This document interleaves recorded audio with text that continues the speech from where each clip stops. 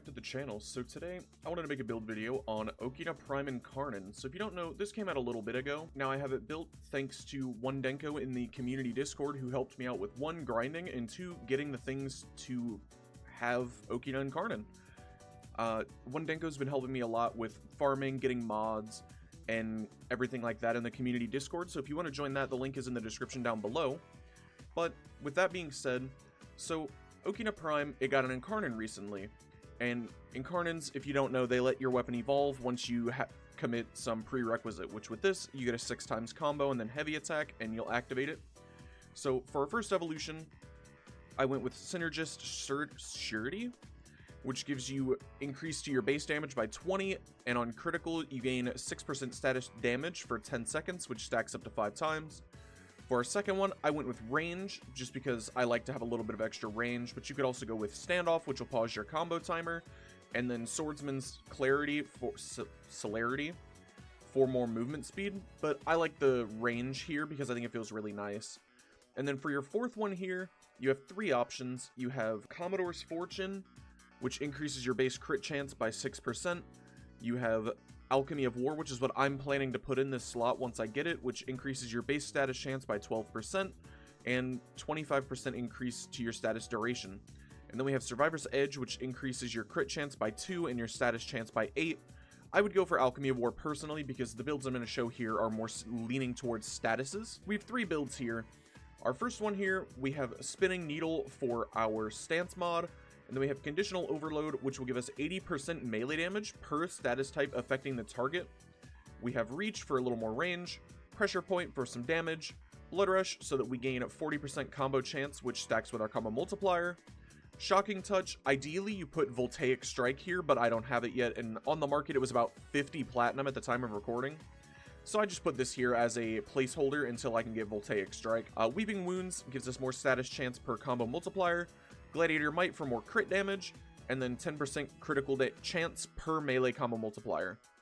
And then we have Galvanized Steel here for some more critical chance, double for heavy attacks, and then on your melee kill, you stack crit damage. And then we have Melee Influence to go with the electricity here, which if you don't know what Melee Influence does, when you do electricity status, you have a 20% chance for elemental melee status effects to apply to enemies within 14 meters. So it'll just kind of spread your status a little easier once you proc your electricity. Now, our second build is a little bit different, but along the same lines. We have Spinning Needle still in our Aura mod, or Stance mod. We have Conditional Overload for that melee damage per status. We have Galvanized Reflex, which makes our heavy attacks a little more efficient, and we build up our combo a little bit quicker. Quickening for attack speed, and then we have a 20% combo count chance. Weeping Wounds, same thing as before. Galvanized Steel for the crit, and it'll stack up when you get kills. We have any Bane, which you just rotate them out as needed. Organ Shatter for some critical damage. And then Shocking Touch, which like before would be swapped out for Voltaic Strike if you have it. But it's a little expensive to get a hold of right now. And then same thing here with Melee Influence. And then we have a budget setup if you don't have all these fancy crazy mods. Where you take Spinning Needle still, or any stance that you have really.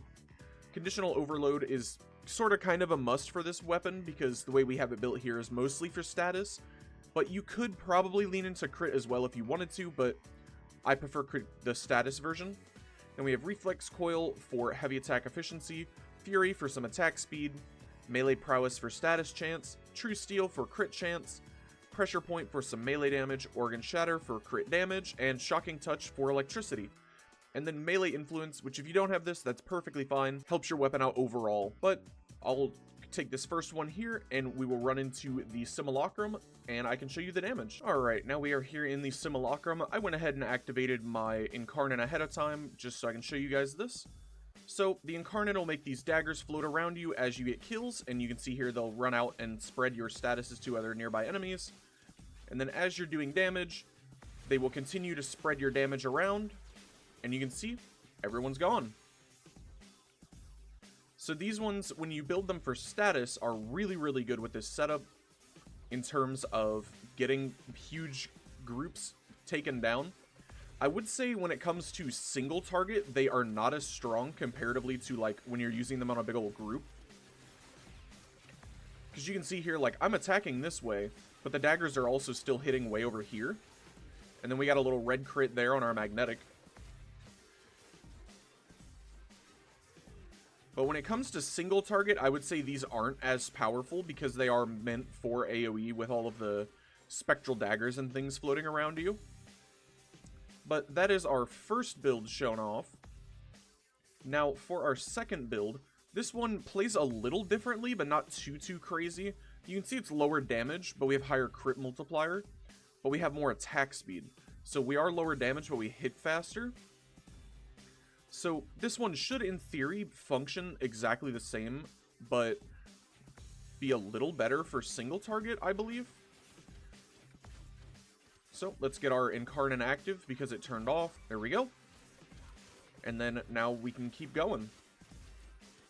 And you can see those spectral daggers are kind of floating around and attacking people. There we go.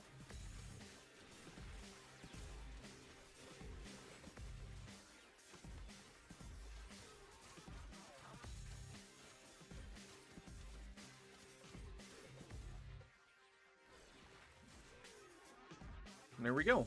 So this one I think took a little bit longer to take them down, just due to us not having as much damage. And then our budget setup, this one obviously probably won't do as much damage because it does have like lesser quality, not lesser quality mods, but less powerful mods in it. So let's activate our Incarnon again. Here we go.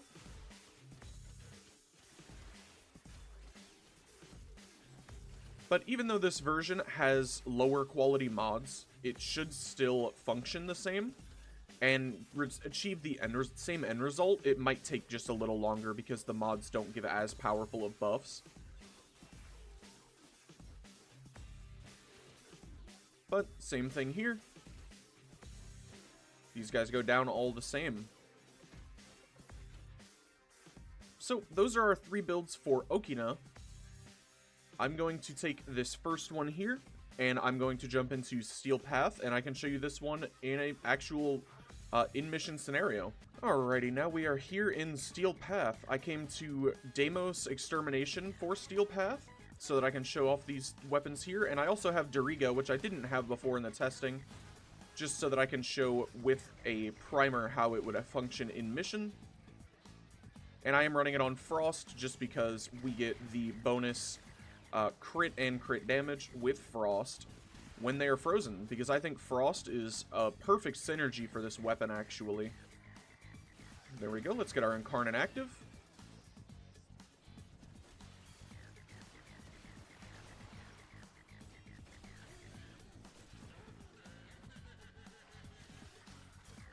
So, when I first got this weapon, once again, shoutouts to One Denko in the community Discord, for helping me get this and mod it and everything like that.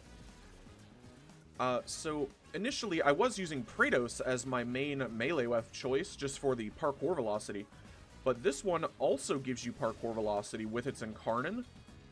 It gives you, I believe, range, parkour velocity, and sprint speed, or 2 of those 3. So this one also serves a similar purpose with giving you some more mobility while giving you damage and things like that. You can see here, we're just shredding through these guys. Let's hit a heavy here.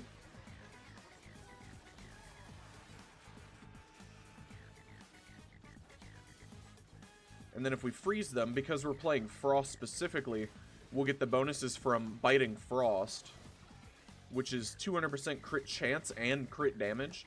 So, a good synergy is to freeze the enemies and then run up and hit them with a heavy attack once you have some combo built up, and you'll just annihilate anything in front of you.